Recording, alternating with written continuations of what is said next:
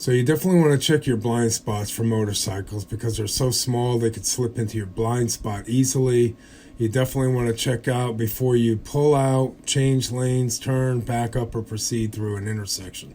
Never tailgate a motorcycle. You want to give plenty of room for braking distance if anything should happen. And you should anticipate the motorcyclist's movement. Although the motorcycle is not wide enough as a lane, the rider will use the entire lane as a traffic situations and road conditions change. So you want to be careful of that. If there's any debris up ahead, you definitely want to keep your distance. And if there's a slight change or debris in the road, you definitely want to be alert and see what the motorcyclist is going to do. So yield to motorcycles because they're so small, and you may misjudge their speed or their distance before you pull out into traffic and check twice. Let's talk about light rail trains. There's a light rail train system in Norfolk called the Tide. The light rail shares the road with motor vehicles and bicyclists, and they intersect the motor vehicle traffic at 27 locations along the 7.4-mile route. Pay attention to changing traffic patterns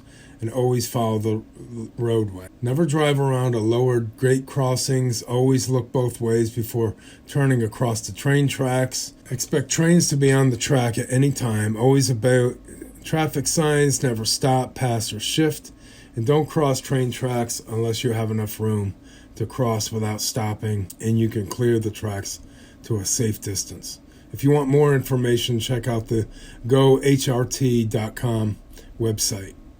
Low-speed vehicles, these are electronically or gas-powered four-wheeled vehicles that have a maximum speed from 21 to 25 miles an hour. Low-speed vehicles may operate on public roads with speed limits of 35 miles an hour or less by licensed drivers or learning permit holders, accompanied by a licensed driver. These low-speed vehicles must comply with all federal safety standards and meet Virginia's requirements for passenger vehicle registrations insurance. Golf carts are not classified as low-speed vehicles. Tractor trailers, buses, and RVs, included motorhomes, campers, travel trailers, are longer and higher and wider than other vehicles. They accelerate slowly and required grading, stopping, and turning distances. Plus, there's more danger areas around these vehicles where crashes are more likely to occur. They're called no zones. No zones are on the side, the front, and the rear, including blind spots where your car disappears from the driver's view. So you must learn no zones can save your life. Side no zones, which are on the side of the vehicle, depicting in this picture. You have rear no zones, which is too close to the tractor trailer. The driver can't see you behind this vehicle, and they can't see what's happening ahead of this vehicle. So if the truck, bus, or RV brakes or stops suddenly, you have no place to go and could crash. So you need to have a good safe distance. Front of a no zone, you can get rear-ended if you cut in front of the passing vehicle too soon or you stop suddenly. You can really get slammed in the back. Okay, a truck and its trailer may be as long as 65 feet, and it may take you more than a half a mile to clear a road to pass. And when passing, the entire front of the truck must be in your rear view mirror in order for you to pull in front of it and maintain your speed. Remember wide turns. Trucks, buses, and RVs sometimes need to take a swing wide left or right to make the turn safely. They can't see the cars directly behind them or beside them. In fact, they're in the blind spots may stretch up to 20 feet in front of the cab, approximately 200 feet behind the vehicle. So never try to squeeze between a truck, bus, or RV and the curb or another vehicle. Light to medium sized trailers. These are trailers attached to mid-sized cars and trucks with safety chains and trailer hitches. Large side mirrors are generally needed to increase visibility. Towing a trailer places additional stress on the vehicle, and it takes the vehicle twice as long to stop, to pass, to accelerate. So remember the no zones described under trucks, trailers, and tractors and RVs. Before driving a vehicle with a light to medium trailer attached, perform safety inspection before each trip. Pin the securing ball mount to the receiver. Make sure it's intact. The hitch is coupled and secured. Safety chains to properly attach. The electric plug is installed, the brake lights, turn signals, and license plate are functioning properly. Before pulling a trailer on public roads, find a location such as a vacant parking lot to practice and get the feel of how your vehicle is and the trailer will handle. When driving a vehicle with a light to medium trailer, always allow added length of the trailer when you're changing lanes. If your trailer starts to sway, slow down. When braking, place your hand on the bottom of the steering wheel, and if you cannot see where you are backing up, have someone outside to help you guide to back up the trailer. To back up the trailer to the left, use your left hand to move the wheel left. To back to the trailer to the right, use your right hand to move the wheel to the right. Backing up. One of the most common mistake drivers make when backing up is failure to look both ways behind them. Mirrors do not give you the full view. To see as much as possible, turn your body, your head to the right and look through the rear view back window. Back up slowly, check the pedestrians, and approach the traffic by glancing quickly on either side. Parking. When parking on a public road, move as far away from the traffic as possible. If you park on the shoulder, pull over as far as the shoulder as possible. If you park next to a curb, pull close to it. On a two-way street, park on the right side of the road. On a one-way street, you park on either side. Parking on a hill with a curb. Turn the front wheels of your vehicle to prevent it from rolling on the street. In this illustration, if you're parking downhill with the curb, turn the front wheels to the right. When you're parking uphill with the curb, turn the front wheels to the left. If you're parked on a hill without a curb, turn the front wheels so that if the vehicle rolls, that it will roll away from traffic, as seen in this illustration here. Downhill, you turn the front wheels to the right. If you're parking uphill with no curb, turn the front wheels to the right. Be aware of other traffic when exiting the vehicle. Look for other cars, bicyclists, pedestrians before opening the door. You may not park besides another vehicle. That's double parking. On crosswalks or sidewalks in front of driveways, within areas where parking is prohibited by curb painting, yellow or no parking signs, in a parking space reserved for disabled persons, a striped access aisles adjacent to a parking space reserved for disabled persons, on a hard surface of a road when there is no curb present, within 15 feet of a fire hydrant, within 20 feet of an intersection, in a bike lane within 15 feet of an entrance to a fire, ambulance, or rescue squad station, within 500 feet where fire trucks or equipment are stopped answering an alarm, within 50 feet of a railroad crossing, and in such a way that you block or create a hazard for other vehicles in a designated traffic lane. Visibility. Most of what you do when you're driving depends on what you see. To be a good driver, you need to know what to look for, where to look at, and how to adjust to a possible problem. The single most biggest contributor in crashes is failing to identify a risk. Always know where the other vehicle is positioned around you. Always look down the road, to the sides, behind you, and you must be alert for unexpected events, especially pedestrians and bicyclists. You must use your headlights at night and other times when it's hard to see. You must be aware and pay attention to what's going on around you. Lights. Virginia law requires motorists to use headlights during inclement weather, such as rain, fog, snow, or sleet, when visibility is reduced to 500 feet. You must use your headlights whenever you use your windshield wipers as a result of bad weather. Using headlights all the time, including during the day, increases your vehicle's visibility. Hazard conditions. Driving becomes hazardous when visibility is reduced and when the road surface is covered with rain, snow, and ice. So you have to reduce your speed if your visibility is decreased and you have dangerous conditions. Night driving. At sunset, as soon as the light begins to fade, turn on your headlights and make your vehicle more visible to others. You must have your headlights on from sunset to sunrise. Use low beams in cities and towns, except on streets where there is no lighting. Switch to low beams whenever you meet oncoming traffic to avoid blinding the other driver. When following, use low beams whenever you're within 200 feet of a vehicle ahead of you. Use high beam headlights on highways unless other vehicles within 500 feet are coming towards you. If the high beams are on oncoming traffic, avoid looking directly into the bright lights. Glance towards the side of the road, then quickly look ahead to determine the other vehicle's position. Keep doing this until you pass the other vehicle. Even if the other drivers does not dim their headlights, do not turn your high beams on them. Fog reflects light and can reflect your own headlights back into your eyes, so use low beams in heavy fog. Look for road edge markings to guide you along. Even light fog reduces visibility and ability to judge distances, so you have to slow down in the fog. Rain. Driving in heavy rain can be hazardous as driving in fog, especially if the wind is blowing. Other vehicles in the rear and in blind spot areas, especially difficult to see when it's raining. Use your low beam headlights to see and be seen. In the light rain or drizzle, turn on your windshield wipers and improve visibility. When the rain begins during the first half hour, roads are more likely to be slippery due to oil on the road surface mixing with water. So use caution. Ponding road can cause vehicles to hydroplane, otherwise lose control. Snow. Remove snow and ice from the entire vehicle, including your roof, your hood, and the rear of the vehicle before you start driving. Snow and ice left on the car can fly off when a vehicle is moving and create a hazard for other motorists. Be sure to clear all your windows, mirrors, and front and rear lights of snow and ice so that you can communicate with other drivers. Equip your car with all-weather snow tires and chains to help prevent any skidding or reduce stopping.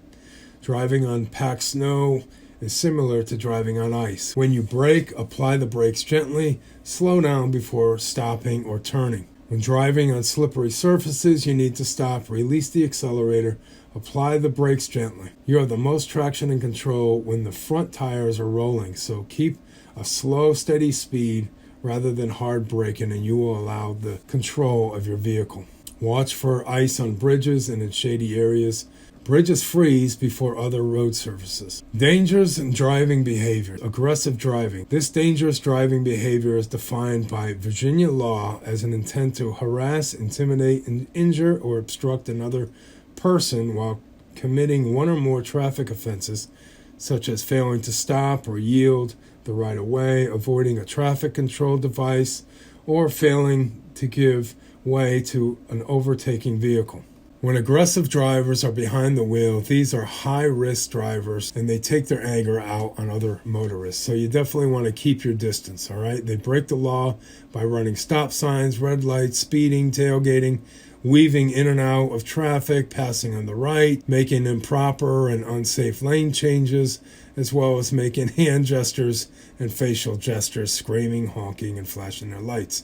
So you have to protect yourself. If you see an aggressive driver, stay out of the way. Don't challenge the aggressive driver by speeding up or trying to outmaneuver him. Avoid eye contact and ignore their gestures and shouting. Remember, if you're convicted of aggressive driving, your license could be suspended for 10 days or for as long as 6 months. Let's talk about distracted driving. Driving requires full attention. There are many distractions that may prevent drivers from focusing on driving. Changing the radio or CD, talking to passengers, observing outside surroundings, eating, using cell phone, and more. When on the road, drivers should not be using their cell phones, computers, or distracting devices, except to report a crash or an emergency. Before engaging in distracted behavior, pull over and stop the vehicle in a safe location. Virginia law prohibits drivers from holding on to cell phones or other wireless communication devices while driving, except in a driver's emergency or a vehicle is lawfully parked and stopped. A mobile phone or other telecommunication devices could be used for navigation as long as the driver is not entering information or holding it while they're driving. Annually, driver distraction accounts roughly 20% of all traffic crashes in Virginia. Why is distracted driving so deadly? Because while the driver is distracted, the vehicle may move into a high-risk situation. Driver loses precious seconds before recognizing the situation and must take emergency maneuvers. Young distracted drivers are even more susceptible. Failure to maintain proper control, following too closely, not yielding the right of way, are common actions of young distracted drivers. Inexperience in handling or controlling a vehicle during an emergency situation combined with distracted driving puts them at greater risk of a crash. Do not let this happen to you. Take the following precautions. Concentrate. Keep your eyes on the road and your hands on the wheel. Keep your body alert, straight, but relaxed. Look in the direction that you want to go. Set and adjust the controls on the vehicle and other devices so that as soon as you get in the car before beginning to drive. Do not use a cell phone. Anticipate the traffic environment around you by searching ahead and checking the rear view mirrors. Maintain a space cushion around your vehicle and make sure there's enough room ahead of your vehicle and behind it. Drowsy driving, consistent yawning, head nodding, difficulty remembering the last few miles driven, missing road signs, unplanned lane changes. These are all signs of drowsy driving. Driving when you're sleepy increases the risk of crash as you struggle to process complex information coming from different places all at once. To avoid drowsy driving, get plenty of quality sleep before a trip. Avoid alcohol beverages and heavy foods. Beware of medications that can impair your driving. Limit long-distance driving. Stop at least every 2 hours to rest. Stop at a safe place to take a nap. As little as 10 to 20 minutes of sleep can make a big difference. If possible, drive with a companion. Switch drivers when necessary. Avoid driving from 10 p.m. to 6 a.m. Rolling down the windows, chewing gum, turning up the radio, consuming caffeine, energy drinks. Rolling down the window, chewing gum, turning up the radio, consuming coffee, energy drinks, and other stimulants do not prevent drowsy driving and are not reliable methods for staying awake. Drowsy driving is a type of impaired driving, and it puts the driver and everyone else on the roadway at risk for harm. If you observe a drowsy driver, find a safe place to stop and ask a passenger to call law enforcement. Be able to describe the location, the vehicle, and the actions that you observe. Drinking and driving. Legally, drivers 21 and older are considered to be driving under the influence if your blood alcohol content is 0.08 or higher, you can be convicted of DUI. If your driving is impaired because you are under the influence of any other drug, you may face the same penalties as driving under the influence of alcohol. Researchers estimate between the hours of 10 p.m. and 2 a.m., 3 out of every 10 drivers are drunk. More than 1/3 of these drivers have been drinking at someone else's house. Nearly 50% of drivers arrested for DUI are socially to moderate drinkers. Do not think that it won't happen to you. In your lifetime, there's a 50-50 chance that you'll be involved in an alcohol-related crash. Just one alcoholic drink can affect your driving ability because even a small amount of alcohol affects the brain's function, vision, judgment, and coordination. Because alcohol affects your judgment and driving ability, your chances of being in a crash are 7 times greater if you drive after drinking than you are driving sober. 12 ounces of beer is the same as a shot of liquor or 5 ounces of a glass of wine. Only time can decrease intoxication. Coffee, cold showers, exercise will not sober you up. Alcohol-related crashes are not accidents. They can be prevented. The only way to avoid risks of drinking and driving is to decide before you start drinking that you're not going to drive. Remember, alcohol affects judgment. Making the decisions not to drive is a lot more difficult than after the 1 or 2 drinks. Drive to social events in groups. 2 or more may have the driver agree not to drink. Combining alcohol with other drugs usually multiplies the effects and can have a disastrous effect on your ability to drive. 1 drink taken while you're on another drug, even aspirin, allergy, or cold medicine, could have the same effect of your driving ability as drinking several alcohol beverages. Almost any drug can reduce your ability to drive safely. It's not just illegal drugs that cause problems. Many over-the-counter medications and prescription drugs for headaches, hay fever, colds, allergies, nervous conditions can cause drowsiness and dizziness. These are like syrups, drops, sprays, pills, tablets. They often affect the driver's alertness and slow reaction time. So read the label before taking any drug. Look for warnings about side effects. If you're uncertain about the effects of the drug, ask your pharmacist or doctor for advice. Traffic crashes. If you're involved in a traffic crash, you must stop at the scene of the crash or as close to the scene as possible without blocking traffic. Drivers must move vehicles from the road immediately if the vehicles are able to be moved and no one is injured and the driver is capable of moving safely to do so. Be careful when exiting your vehicle. Keep your vehicle between you and moving traffic as possible. Give any help that you can if somebody's injured. Do not attempt to move an injured person from a wrecked vehicle unless you have necessary medical training or there's an immediate danger such as a fire.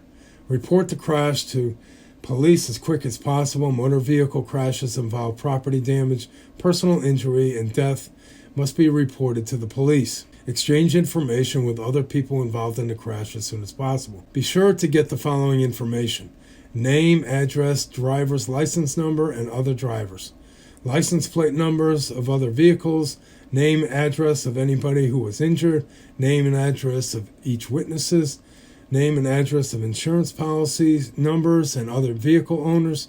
Notify your insurance company immediately. Law enforcement officers are required to forward a written crash report to the DMV when a traffic crash results in injury or death from any person, total property damage in excess of $1,500. All crash information will be recorded of the DMV records for each driver involved in the crash. You must make a reasonable effort to find the owner of an unintended vehicle or other property damage in a crash. If you cannot locate anyone, leave a note that can be found easily at the scene at the crash. Include your name, telephone number, date and time of the crash, description of the damage, and you must also report the crash to the police within 24 hours. Deer and large animal hazards. Tens of thousands of crashes with deer, elk, bear take place in Virginia each year. Tens of thousands of crashes with deer, elk, and bears take place in Virginia each year, resulting in fatal injuries, costly vehicle damage. To avoid hitting a deer or other large animals, be alert at dusk and dawn, especially in the fall. Slow down if you see a large animal near or crossing the road. Large animals frequently travel in groups, and there's likely to be others nearby.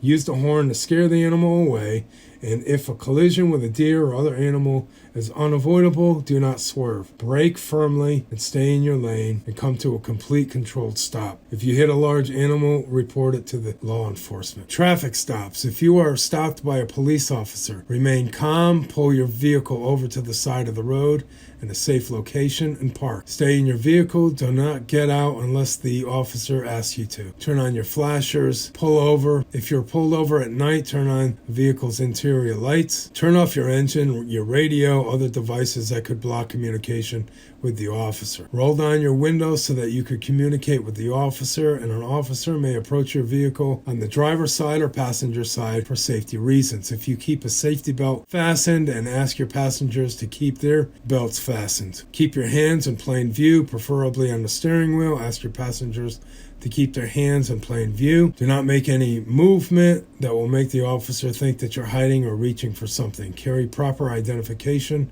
a valid driver's license, proof of vehicle registration, proof of insurance. If the officer asks you for these documents, tell them where they are and reach for them slowly, and keep one hand on the steering wheel. If the officer is driving an unmarked car or is not in uniform, you may ask to see his or her identification. Answer the officer's questions fully and clearly. If you disagree with the officer, do not discuss your point of view at that time. You will have your chance to make your case in court. You will be asked to sign a citation. Sign the citation. This is not an admission of guilt, but refusal to sign the citation may result in your arrest, or you may be required